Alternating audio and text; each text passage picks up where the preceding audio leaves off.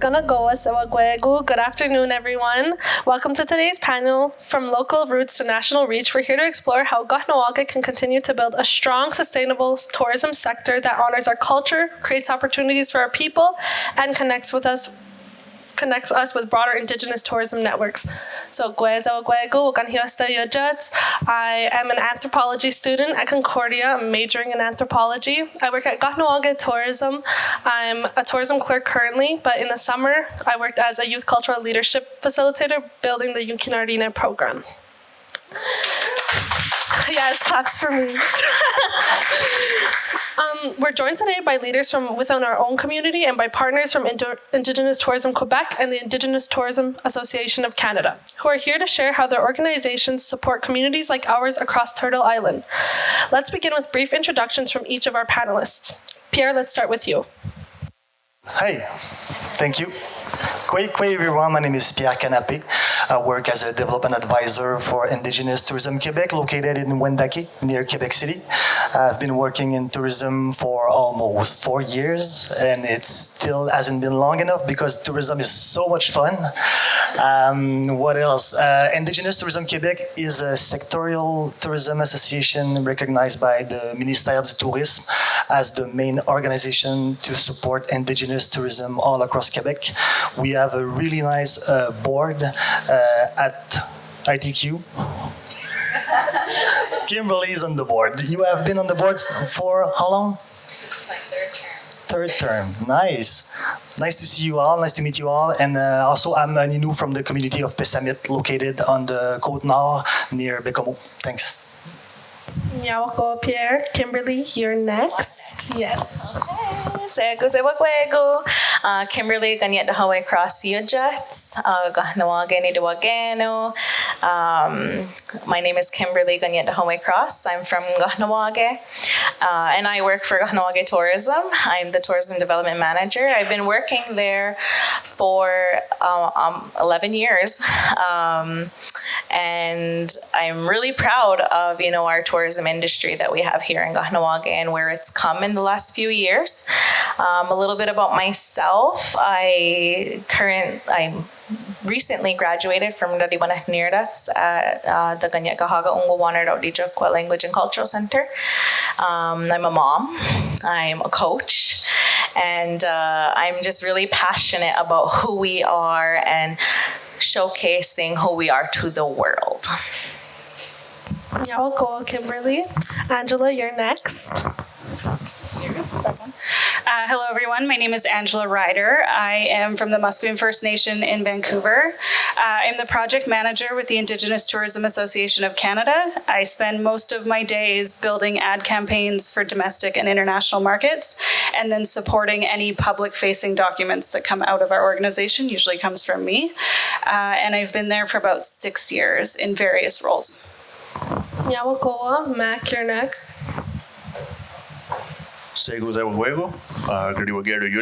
Good evening, everyone. Good evening. Mackenzie Kirby from Playground.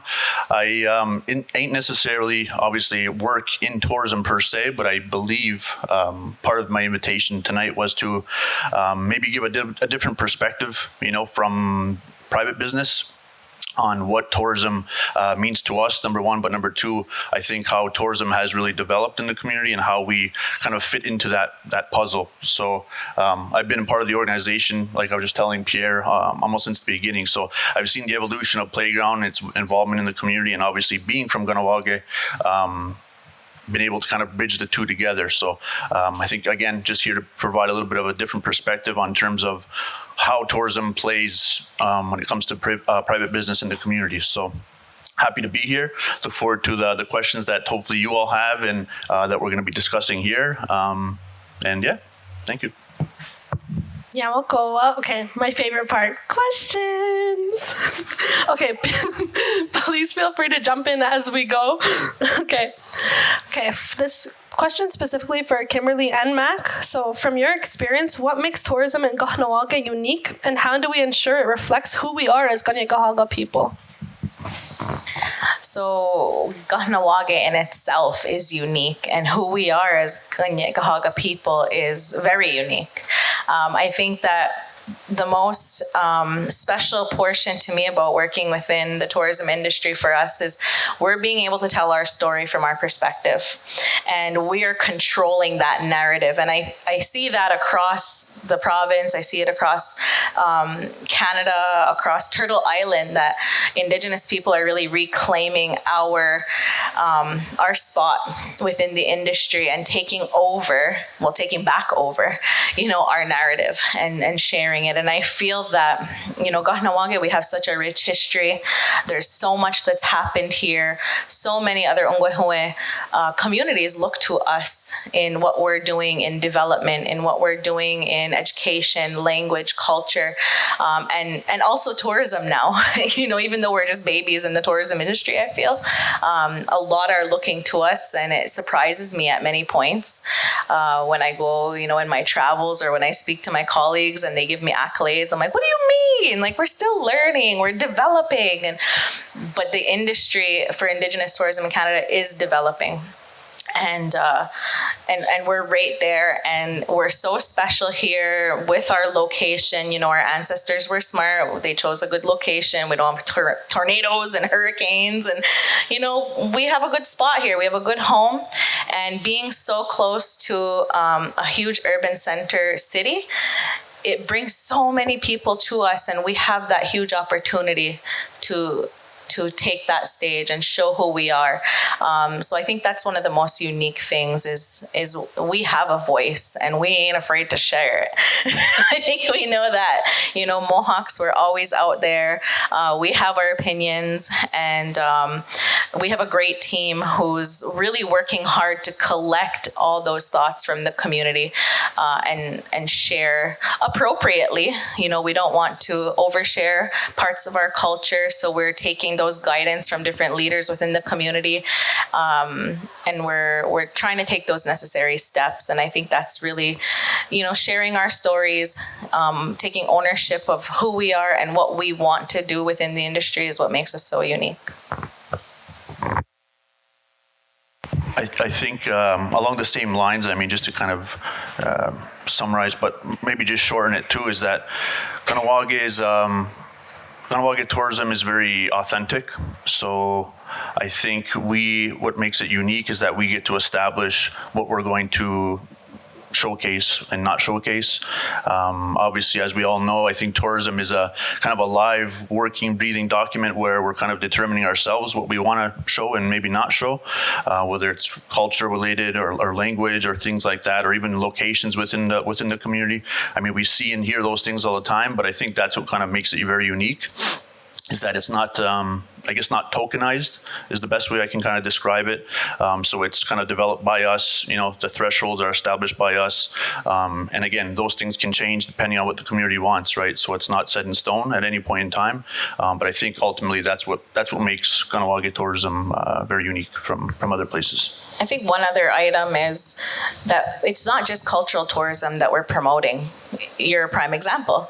We are also promoting our entrepreneurial spirit within Kahnawà, highlighting that we have all these businesses that are privately owned, that come from the community. So showcasing those businesses, helping our people to perhaps have careers within the tourism industry, whether it be having a boutique, a restaurant, a hotel, maybe a spa, maybe doing small workshops, maybe you're an artist, and looking at all those different opportunities and how can we uplift each other and share to sustain ourselves, that we can rely on the outside economy to bring in those additional dollars. So that's also unique for Kahnawà. We don't see a lot of communities, Ungwehue communities, that are out there with over 250 businesses. So, good job, Kahnawà. And that's, we're helping to promote that. We have our Shop Kahnawà program at Tewatohnhi'saktha, but then with Kahnawà Tourism going out there and doing the external marketing, it's really helping to get that foot traffic. I really like what Max said about like the control we have in our community, that we can showcase what we want. Our people are still behind us, and we use our people's voice as our front line. Now, this is a question that I'd like to hear from all four of you. What are some opportunities for community members, especially youth, to get involved in tourism today, either through business, culture, or events?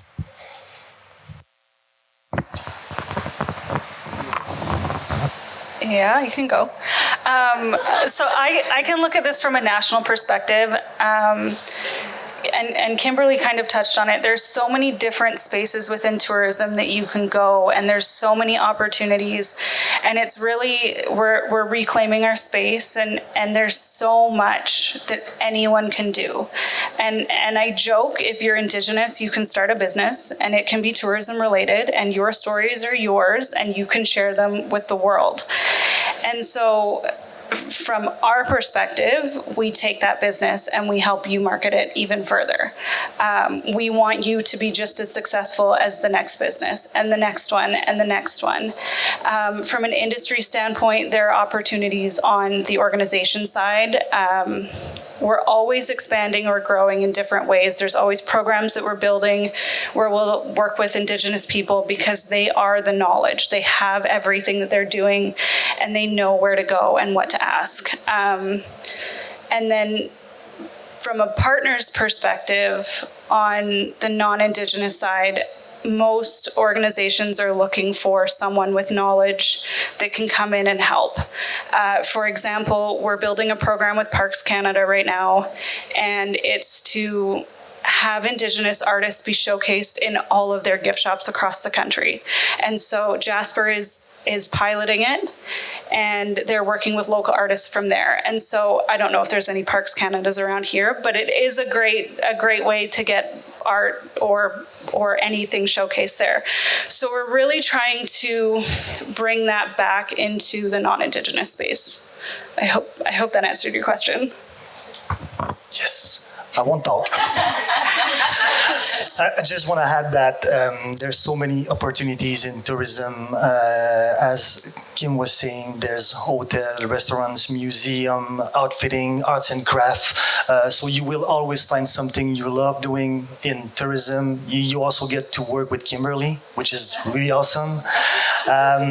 You must also know that there's an increasing popularity in indigenous tourism. We made a survey just after COVID with like 2,000 Québécois, I think, and 89% of them were saying that they were interested in like general indigenous knowledge, and they all wanted, like 88% wanted to try one of the tourism activities offered in tourism. So the demand is there from the Québécois and from people from around the world.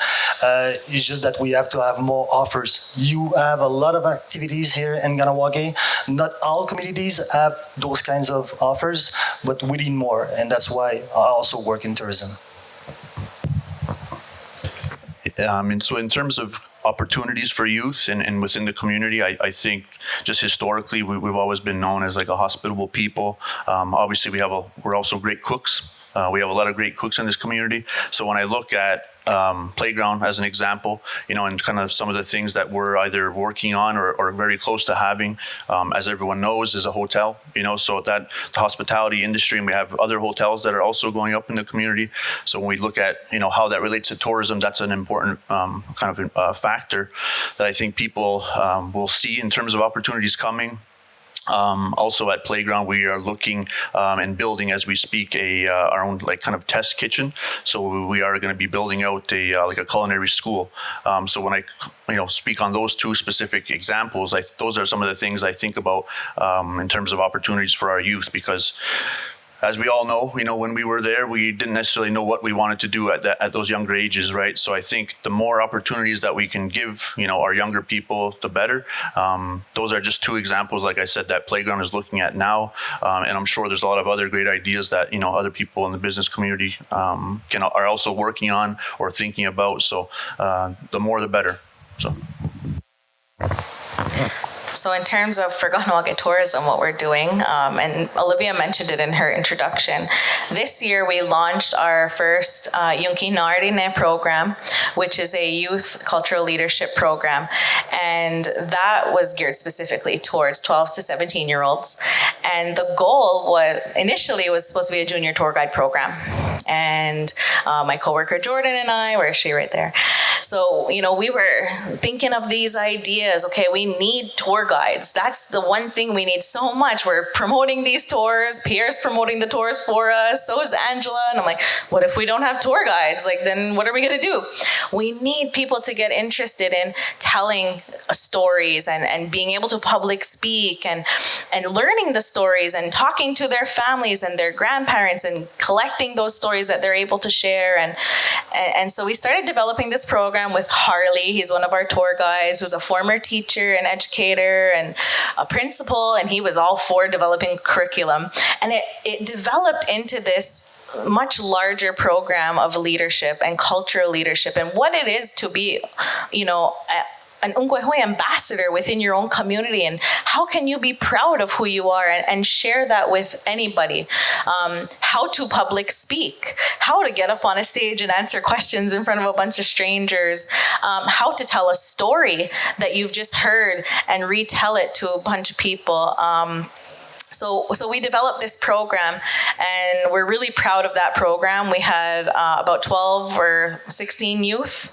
I don't remember how many this summer. Yeah, 14. Thank you. 14 youth who went through our program this summer, and a lot of our staff participated on it because it was a collaborative effort to show them our team at the same time as showing them all these different skills in what we do on a daily basis.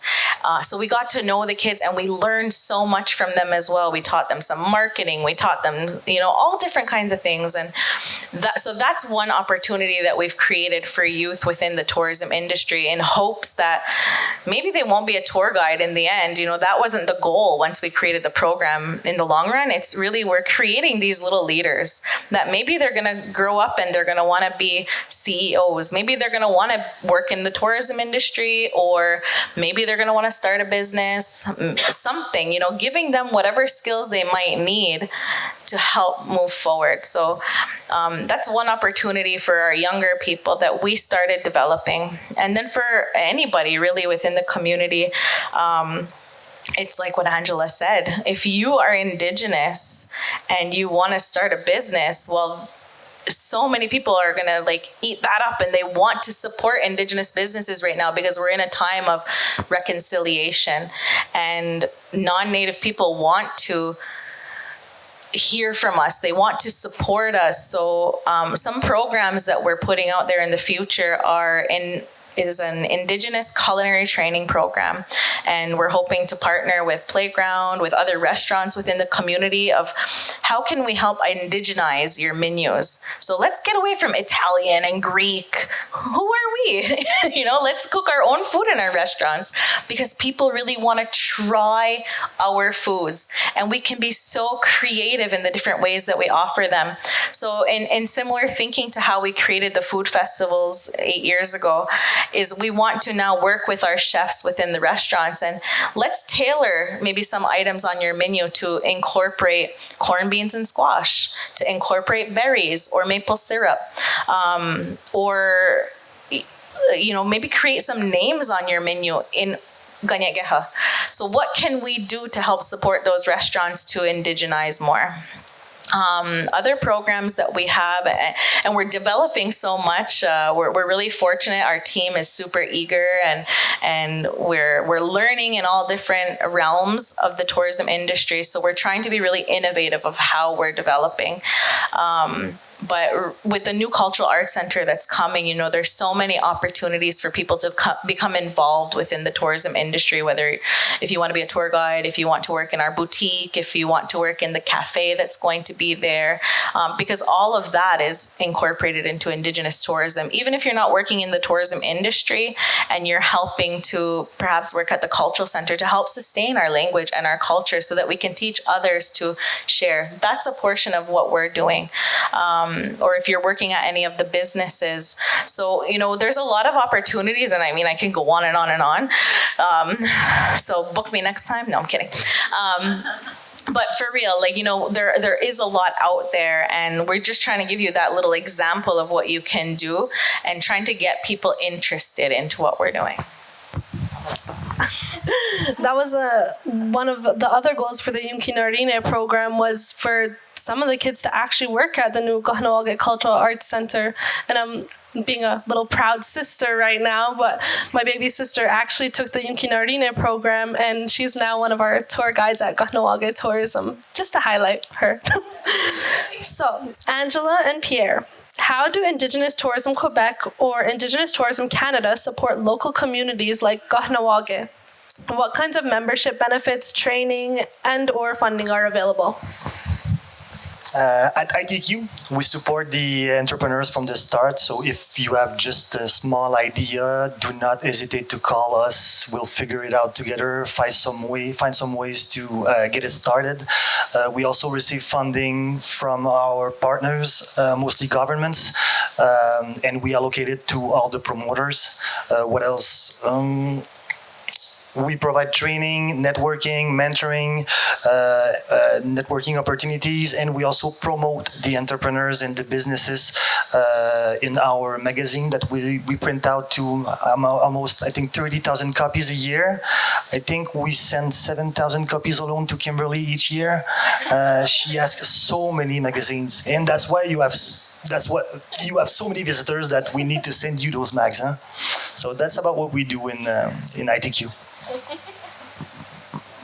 And then at ITAC, we're similar to ITQ, but definitely on the national scale. So they'll take care of most of the on-the-ground stuff, and we just kind of take it from there, if that makes sense. But we have the original accreditation program, and so that's a program that highlights authenticity across the country. I'm branded fully. Didn't realize that I was when I got here, but here we are. My phone, I'm sure there's stuff in my bag. But that program really takes, whether it's a startup business all the way up to the export ready level where they're working with international markets, and really highlights them. So if you're a startup business and you go through the program, we'll give you tips and things that you can do to expand your business to get to the next level. And then from there, we'll give you more tips to expand it from there to get to the next level. And then once you're export ready, you're basically running the show, you're sending us stuff, and we're just pushing it out. We also have a magazine that we promote that has strictly the accredited businesses at the top tier that go in there. We send that to the travel trade, we send it to the media. We work with our partners, the Destination Canada, to help promote that as well. And then for what I do, I also specifically work with the export ready level, and I put them in all of our marketing campaigns. I put them in basically any piece of promotional material that we have is an accredited business. We really want to showcase those businesses because they've done the work to prove that they're authentic, and not to say that if you're not accredited, you're not authentic or anything like that. We just encourage you to go through that program because there's so much more that you can do with it. From a funding opportunity, we currently don't have any programs that are available, but that doesn't mean that we're not going to have them available. We are waiting on additional funding to be able to support those programs, and then we have a development team that works directly with the businesses to figure out what that looks like. I can give an example of what our last program was, and basically if you had gone through the accreditation program or completed the initial application, you were eligible to receive up to $25,000 in funding for your business. And that could have been, I need to market my business, I need to make a website, I need to buy a new tractor to be able to get whatever you're doing. So anything really works. We've seen a lot of success within that for the businesses, and we hope that we can expand on that in the future. And just some of the examples that we've at Kahnawà Tourism benefited from these services is, some of Pierre's colleagues and Angela's will travel overseas and do the travel shows and market for us on our behalf because we're a small team. We don't have the larger budget. So paying into that membership with them, they're going out there and getting us the business. We've also applied for a lot of the funding programs through Indigenous Tourism Quebec. The kiosks that we have in the community at the Cenotaph, the Peacekeepers, that was through one of the development programs that they had. They've also given a donation in funding for the new building. So Nyawa, go up here.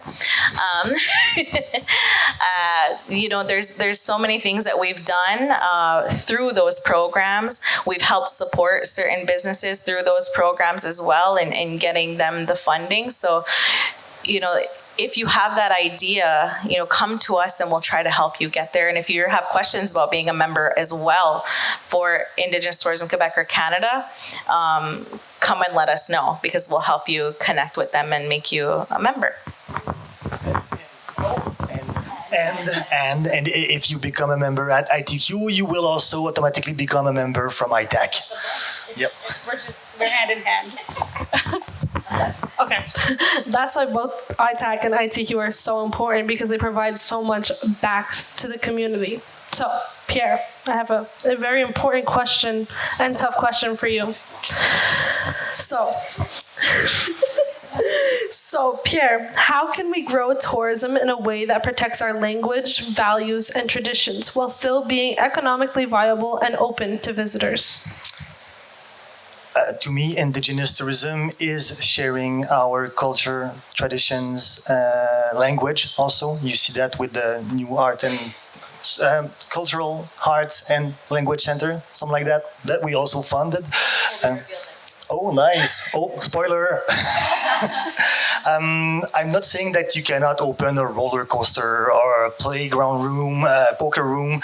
It's just that through our survey that we did, people want to learn about our history, our lifestyle, our culture. So that's why not only it's important to share what you want to share. You don't have to share everything or anything with the visitors, but it's really important that people want to know more about us. We're not that many Indigenous people in Quebec, and people don't know us enough, and they want to know more. And also, I've met people, Indigenous from different communities all around the province, that were living they were doing traditional activities, hunting, fishing, going up to their traditional site, and they learned that they could live of that, just by welcoming visitor and sharing culture, and sometimes relearning languages that they forgot or they didn't learn yet. That's what I'm trying to do right now, learn the Innu language. It's not that easy, but I will continue to try. And it's all through tourism. Before I was working in finance, I wasn't interested in knowing my traditional language. And since I've been working in tourism, I'm trying to learn my language because I think it's important. I want to support the Innus from all the North Coast, and I need to know my language to do that. So that's why it's really important, and it preserves all the language and the traditions. Thank you. Okay. What does Indigenous-led tourism mean to you? And how can it empower communities like Kahnawà? I guess it's me. You guys are going to get sick of listening to me because I can talk about this for hours. Sorry, what was the question again? They're all like mixed and muddled and... What does Indigenous... Oh, okay. So this is again, it's reclaiming your story. It's making sure that you are your authentic self as you're building your business. From an organizational standpoint, it's 51% Indigenous owned or operated and controlled. And then that leads into everything else. It goes into like a very long answer, but really and truly, build what you want to do, put yourself out there, and then it kind of all just falls into place. No idea is a bad idea. No business is a bad business unless you're like financially not there and all of that, but that's a whole other thing. But really and truly, it's making sure that you are yourself as you're building that business. I'll fill the airtime. real short, get ready. I think Indigenous-led tourism is just a story, like I said in the beginning, one that's created by us that promotes the values that we want to promote and has limits that are established by our people, simply put. And I just answered it in the last question. It's a really good way to keep the language and traditions alive within the communities and share it with the world. So that's easy for me. And it also goes back to like that control that we have the power in our hands. I'm on the same page as Pierre. I've been working in this for 11 years, and I had that inspiration to go back and learn my language. Not just because I was inspired, but from my work. I mean, I'm a mother, and I wanted to teach my children, and I wanted to be able to go out into the international stage and be proud to say I knew who I was. I knew my culture. I know my language. I'm not an expert, but I didn't feel comfortable going out there, and people were like, well, do you speak your language? I'm like, nope. Okay. Do you practice your culture? Sometimes. Now I can say that I do. And I think that Indigenous-led tourism, one, we're controlling our narrative, but two, we're reclaiming and we're revitalizing our ways through these actions, through these businesses, through programming that used to not be there for us, that we weren't allowed to do before, that the Indian Act restricted us from doing. So now we're taking those spaces back and we're saying, we're controlling it, we're leading, we're contributing to the gross, GDP in the country just through Indigenous tourism. So we're here, we're on the map, and we're not going anywhere now. And I think that if more Indigenous communities, more entrepreneurs, people are getting into Indigenous tourism, we're really going to change the tourism industry in general across the world. And you see it happening. You see leaders like New Zealand doing it. You see people out there really succeeding. And I think that being who we are as leaders within community, it's just natural for us. So we can lead this industry, and we need to work together, and we need to stick to our roots.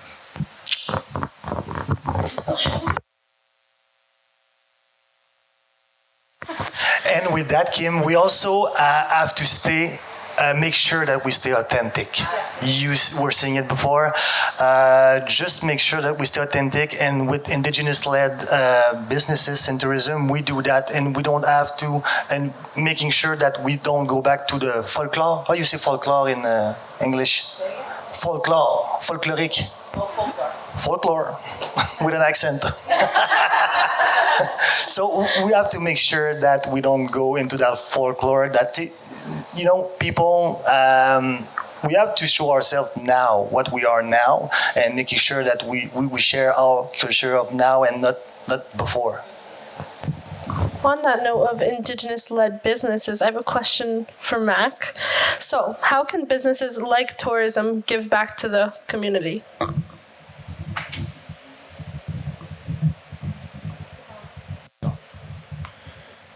Sorry, the question?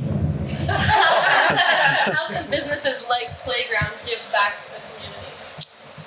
Well, I think what's important to realize as a business owner, whether it's Playground or any private business, is that a lot of what we're able to do on the business side is a result of different, we'll say, benefits, rights, collective rights, things like that we have here in the community.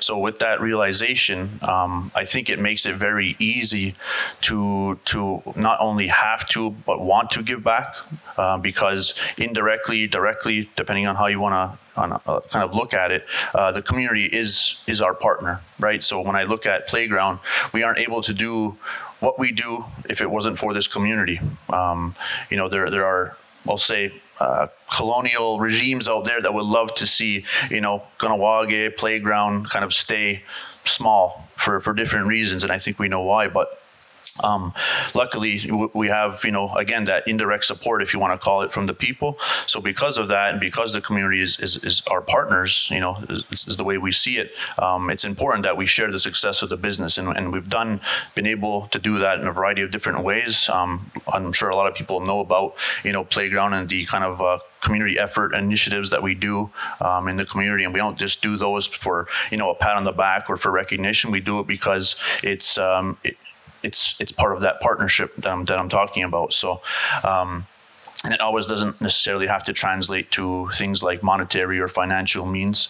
It can be as simple as, going out there and showing your appreciation to our teachers, to our emergency response people who are on site, because without them, this community doesn't run the way that it runs. So we're very lucky. I know I'm very proud to be, from Kahnawà, just like everyone here is. So I think that's what makes us, again, very unique as a community. And I think that's how businesses should support back to the community, again, not just by money, but by giving recognition to the other areas of the community that unfortunately sometimes don't get the recognition that they deserve. So.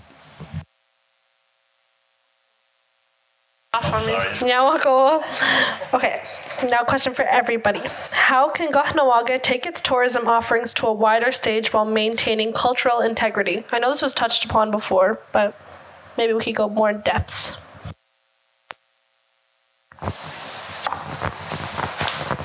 Well, one of the things that we're doing, that we hope to do, it's been on our agenda for about 2 years, is we're developing a cultural advisory committee. So we have our board of directors at Tewatohnhi'saktha, which is more business and corporate style. So we want to get more of a representation of people coming from the community. So somebody from youth, somebody who's knowledgeable in culture, language, perhaps an elder, business people. So bring together this collective of people and just have them advise us on, yeah, you should be doing that, or don't even think about it. Because sometimes we're spitballing, ideas off of each other, and we're unsure, and we reach out to a lot of people that we know anyway already. Like, we do that advising on our own, but we want to create this collective advisory committee so that we're able to, really take it to that next level, but not to do it in a harmful way, and not to overstep where we shouldn't be sharing with visitors, and to also guide and advise potential business people who are maybe they're going to be doing fishing or hunting experiences, and you need to teach them that there's certain protocols that you need to follow, or you need to do that protocol while they wait over there, and maintaining that fine line and balance, and teaching the visitors at the same time about those protocols and where they're allowed and not allowed in our spaces. And they need to be able to respect that, because it's a mutual respect. We're sharing, and you need to be able to accept that not everything is to be shared. So I think that when we're bringing it to that next stage, our visitors also have to remember that, and it's our job to teach them that. I was just going to add that, I think that's a very important part, because coming from the business side of things, I think we realize that not only does Playground operate in kind of in a sensitive space, being gaming, but obviously when we want to promote or maybe not promote certain things that are happening within the community, it would always be great to have kind of an advisory board, like you're saying, to kind of lean on for certain things, because at the end of the day, if you don't necessarily know who you are, you're going to be guessing a lot. And in town, as we know, in Kahnawà, we're very fast to react. If we see something that we don't like, which is one of the things I love about us. But obviously it makes it very difficult for let's say businesses in the community to promote certain things, because if we don't necessarily know the do's and don'ts, then again, we're kind of out there not really sure what to do. So I think that's a big part, and it'd be great to have groups like you're referring to kind of lean on for some of that support and guidance in certain areas. But I know definitely from a business standpoint, that's one of the more difficult things, is kind of knowing what the sensitive topics are, and if they are, what sort of things are we allowed to talk about and not talk about, because again, you don't want to to ruffle any feathers, for lack of better terms. So.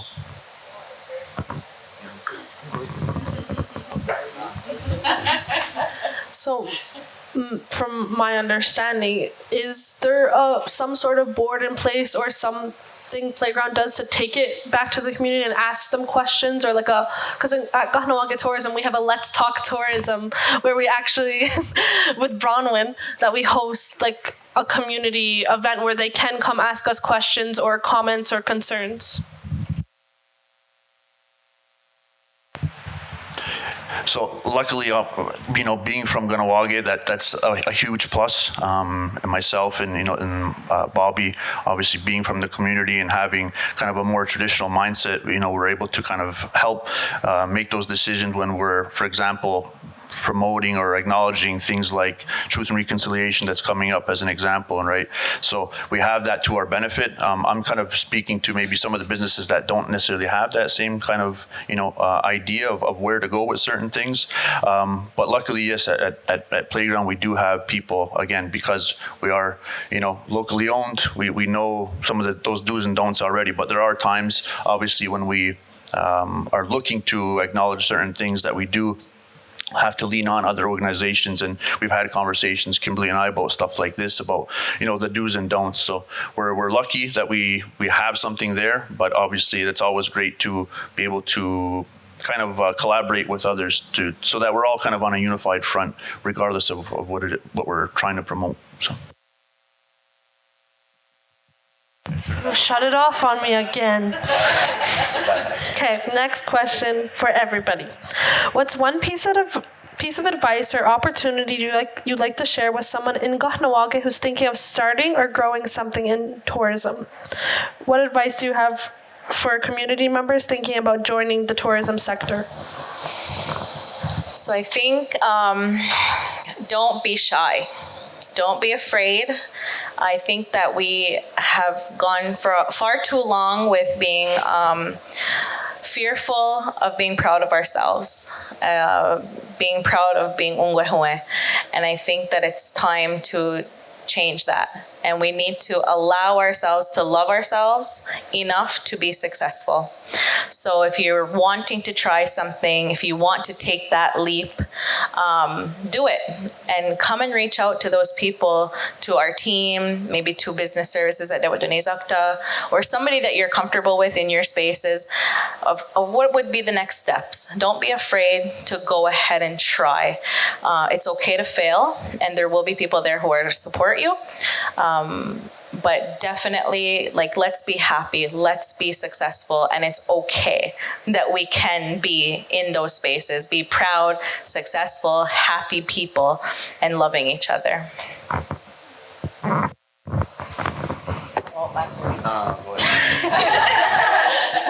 I would just build off of what Kim said. Definitely put yourself out there and try something. Find what you love. The tourism industry is very diverse, whether it's arts and entertainment or outfitting, winter experiences, culinary, accommodations. You can keep going and make the list as long as you need to do.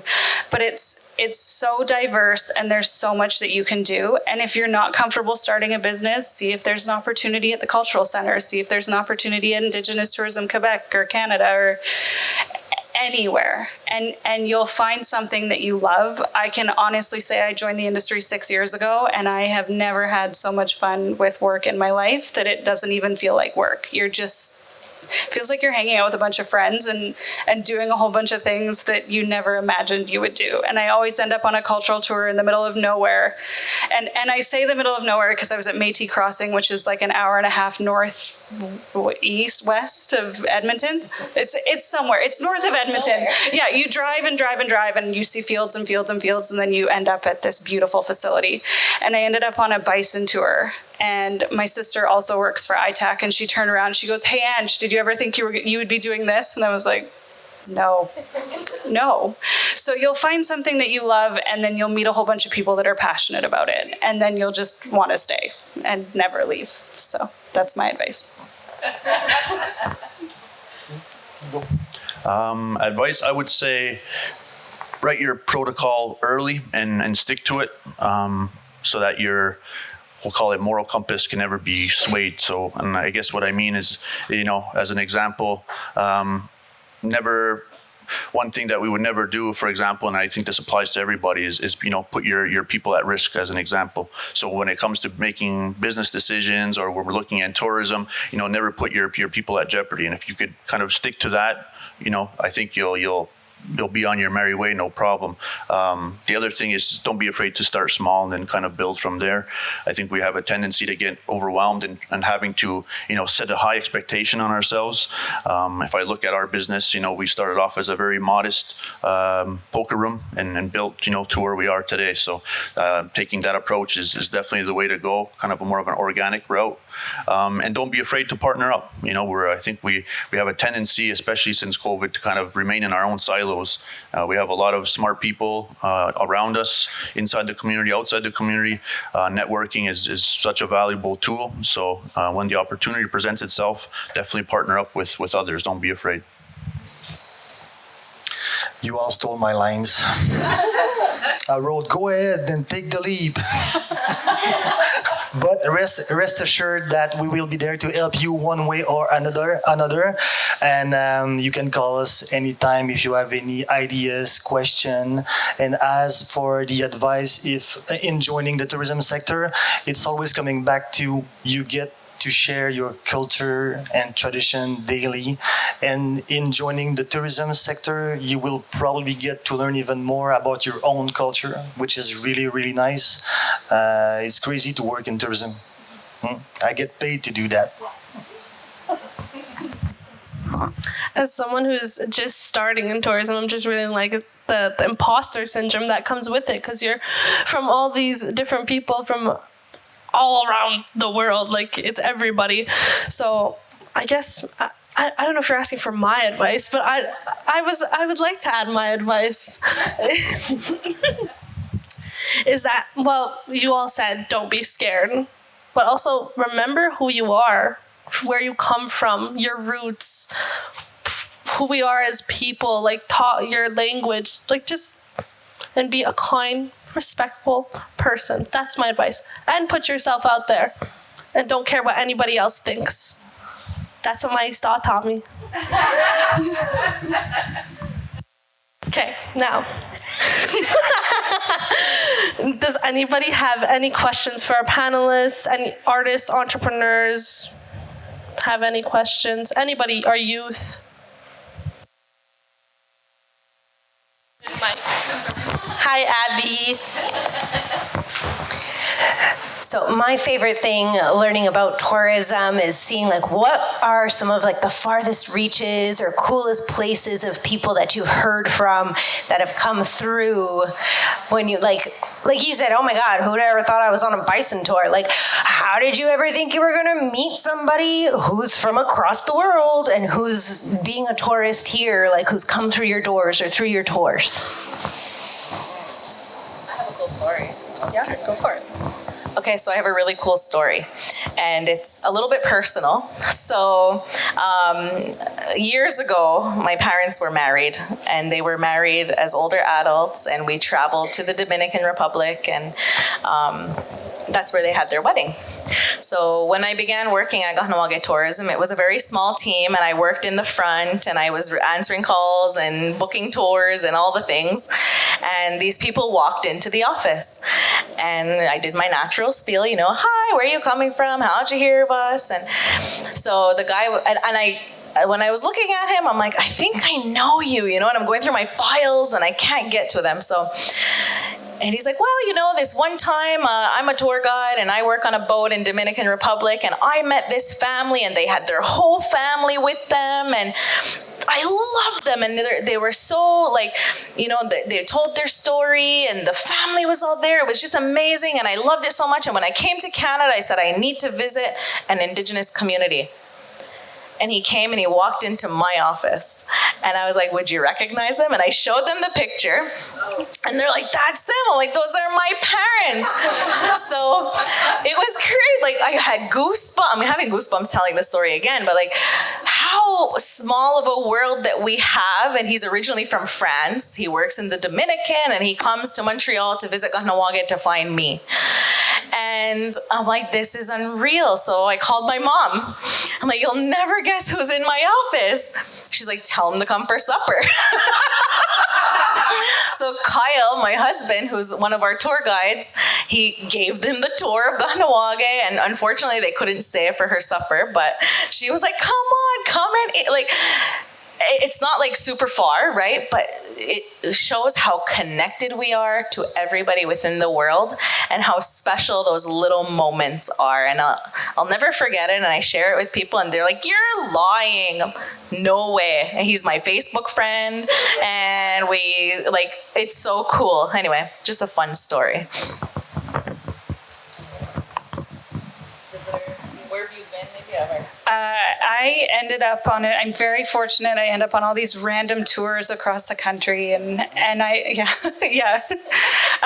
ended up in Yellowknife, Northwest Territories, and I was on a media fam with. It was a journalist from Hong Kong, Japan, Australia, and I think it was somewhere in the States. And so we went on all these tours. It was fantastic. Again, no complaints about anywhere that I go, because I'll just tell everybody everything. Go there, go meet the people. And I say that about every destination. Similar to Kim, I have a lot of family that's from the north of Ireland, and they come here every summer. I grew up in a very small town on Vancouver Island called Duncan, and they have what's called the Totem Tour. And so I think it's 32 totem poles throughout this very small town, and you can take them on tours. And I remember growing up, I always felt like my mom would drag me on these tours. Looking at it now, I'm like, that's a really cool way to get to know the artists and see all these things. And then we would head down to Victoria and we would do another similar tour. And so seeing how they thought of Indigenous tourism when they came to the country it's fascinating. And so that always sticks in my mind when I'm like, people want to see this and they want to know more. And whether you're a tour guide or anyone, they want to see it. They'll fall in love with the culture and the people and all of that. So, yeah.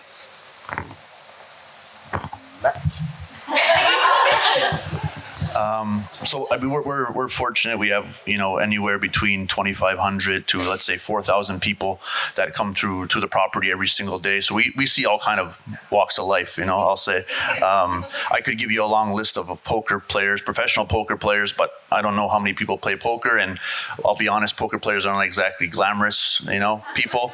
They're very much hardworking, grinding people on the poker tables. But I have seen and met some pretty more, I guess, notorious people. I'm not usually one to be kind of starstruck, but we've had people like Michael Phelps come through the property. I mean, we have Elwin Morris, so that's cool. We've had Kevin Hart come through. I mean, Jamie McCumber is also a great local comedian. So we have all of these people here. So there's nothing really that super surprises me when I see these people. But yeah, we've had a lot of different people come, which is cool because little here in Kahnawà, I think us being from here, we often forget, really how small geographically we are, right, in the world. So to have these people come from literally all over the world to come into Kahnawà for different reasons, not just for playground, but it's pretty cool in itself. I think it goes to show, that we do, like Kim said, a lot of offer and have a lot of great things here in the community. So I think we should all be extremely proud of where we come from, because people are coming from far and wide to see us. Are you going, Pierre? No? Maybe? Okay.